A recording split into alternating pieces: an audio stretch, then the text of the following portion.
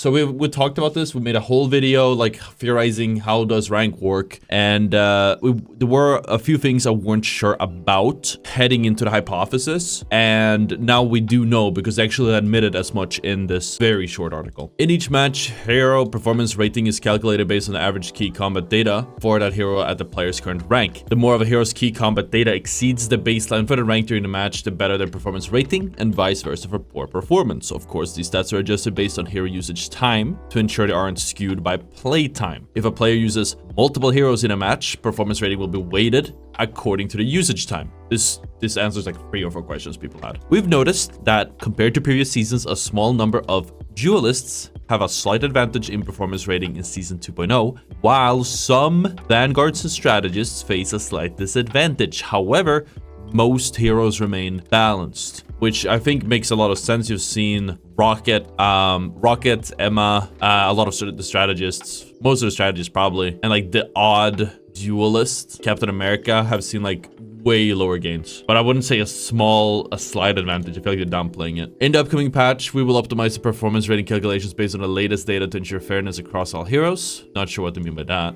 Balancing the game and rank adjustments is a challenging endeavor, and we can't guarantee perfection 100% of the time. However, we remain humble and attentive, striving to address issues promptly and enhance your experience. Stay tuned for official patch announcements for more updates. Thank you for your support and patience. So what we know now is it solves a lot of issues. So we don't know what combat data means. That's a big question mark. There could still be, is it MVP, is it SVP? There's probably a correlation. But you would probably, from this explanation as a whole, I get the impression that it's just core stats, damage, kills, final hits, that type of stuff, your KDA, and then it's weighed against what you're expected to do in your rank. If I'm a Moon Knight, I'm expected to do 40,000 damage. If I do less, because all the other Moon Knights are, if I do less than 40,000 damage, then I take a hit on my rank. How people don't think that's fucked up is crazy. I hate stats, performance-based gains at its core, especially because now that people know that rank is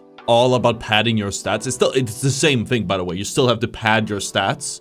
If you play to pad your stats, you will get more gains, so people are gonna do it, but it causes a downward spiral because now people are going to be padding their stats, which means that the average goes up, which means that you also need to pad your stats, otherwise you're not going to make as many points. You have to pad your stats. Previously, you had to do it anyways, but now you're literally competing with the average, right? Like when you go to school and it's like, oh, there's like a class average score. It's weighted a certain way. If the class does bad, then you I don't know, you don't have to do as bad. I don't understand exactly. But like, it's how the class does shouldn't really matter, does it? Plus, it doesn't even tell the whole picture, because if you're the one getting screwed by your team, then your stats will look bad in the average. So what we know, again, let me just summarize it.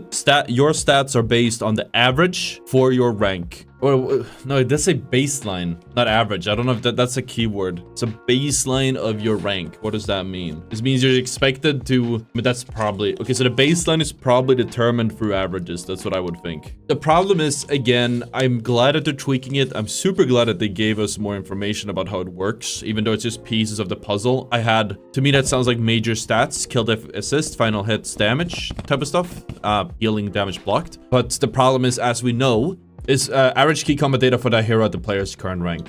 For the hero. So if I play Spider-Man, I'm not compared with Moon Knights or Punishers. It's just against other Spider-Mans in my rank, which is the logical way to go about it, but we weren't sure.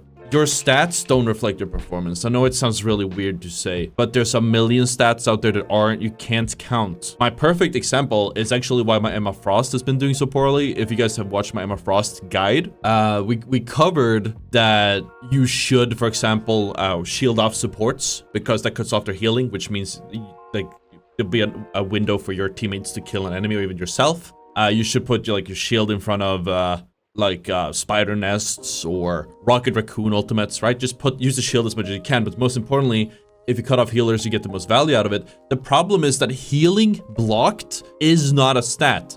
Damage blocked, it's just damage on you or your shields. That is a stat. but healing blocked isn't. So if you play, and by the way, if you just shield off supports as an Emma and you efficiently use your shield, even me as like a top, like one of the best Emmas in the world, if I'm going to be humble, literally saw an insane improvement in my performance as Emma, and I was already playing great on her, just doing that. But the stats don't reflect it, and my performance rating went down because my damage was lower, my damage blocked was lower, and my teammates were getting the kills when I wasn't. It's not something you can measure. You can also not measure soft pressure or pressure for that matter. If I'm just standing next to my support, which stops Spider-Man from diving them the entire game, they have a Spider-Man and he can't do anything. They're not gonna measure that. All I know is in the stats, I'm not doing enough damage, and Emma is like, you can farm a lot of damage on Emma. You're expected to have a lot of damage on her. But if I just stand on my supports the entire game, then I don't farm damage and I get punished for it. So the problem with this is that you get pigeonholed into a specific playstyle. It doesn't it doesn't track very important metrics. Soft pressure or just like harassing someone can't be put in a number. Doesn't even seem like they're trying to make an attempt to track it. They just go, okay, yeah, sure, just do a lot of damage forehead. Thank you, Summing. You can't count the space, you can't count the peel, protecting supports, shielding off heals. It's not in the stat lines. These are massive things you can do that, especially as a Vanguard. Everyone's talking about the tank, sort of the DPS and the support. Nobody's talking about the Vanguards. Nobody's talking about the tanks that are like, most of the things you do as a tank can't be tracked by stat line. You're also the person who is usually all the way at the front of the fight. So if your team is bad, you're gonna be the one with the worst stats, right? Like if my team is dog shit, I could go 1-10 as a tank, even though I did my job, because I'm not getting healed, I'm not getting peels, and I'm not getting like enough damage from my teammates, but I'm the first one out. They might just bait me and run away because I get picked because of them. I could play more defensively, sure, for my own stats, but then we don't make space. Then we don't actually get that opening we need. You get punished, yeah, exactly, especially as a tank, but for anyone really, you get punished for trying to win a playing objective, you get rewarded for farming damage or getting what they call the key combat data that has to exceed the average of the baseline for the rank. Also, data is really weird because, like, I don't know how they calculate this, but the compositions are kind of fucking important, especially, like, imagine I'm playing against a double or triple tank comp and I'm playing Moon Knight. I'm gonna have like 100,000 damage. I guess you're supposed to swap it around, but I'll just stay Moon Knight. I get 100,000 damage. Does it take in mind that the enemy team is playing more tanks, so they'll feed me more health? Still doesn't seem to mention if I just throw my onks into an ultimate and farm that way. Oh man, I wish these devs should start talking to me. Maybe I'm a bit too abrasive, but they just gotta start talking to me, man.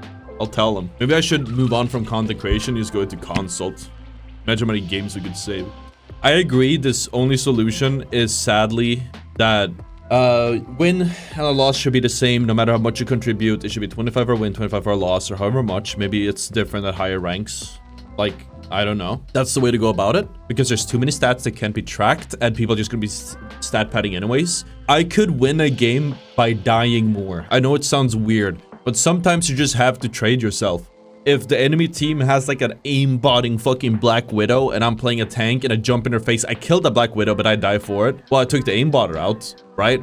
Now my other teammates can clean up. And even though my stat line looks bad because I died early, I won as the game because I took the Widow out. Doesn't even have to be aimbotting, it's just a perfect example. Stats, the only stat that matters is if you win or if you lose. Anything else is just not quantifiable.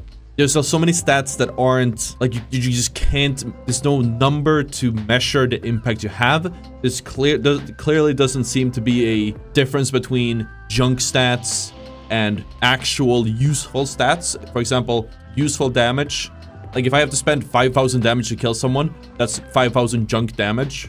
If I have to spend 500 or something, that's just clean damage. That's all I needed to do, which means I won't charge any support odds doing it, and they'll die really fast. So the thing is, I think one of the reasons they made it like this is to combat smurfs. And hey, for my speedrun runs, I don't mind having a faster way to rank up because of the performance-based gains, but the problem is, in higher ranks, the game looks very different. You need to play for, if you don't play for a win in higher ranks, you're probably gonna end up losing your team the game. But a lot of people don't care because they'll still lose those points because it's so drastic. But now we do know. That's another key puzzle. The thing with performance gains is you can't, again, you can't measure your skill performance. It doesn't work like that. Again, it might help against Smurfs because you get pushed up faster.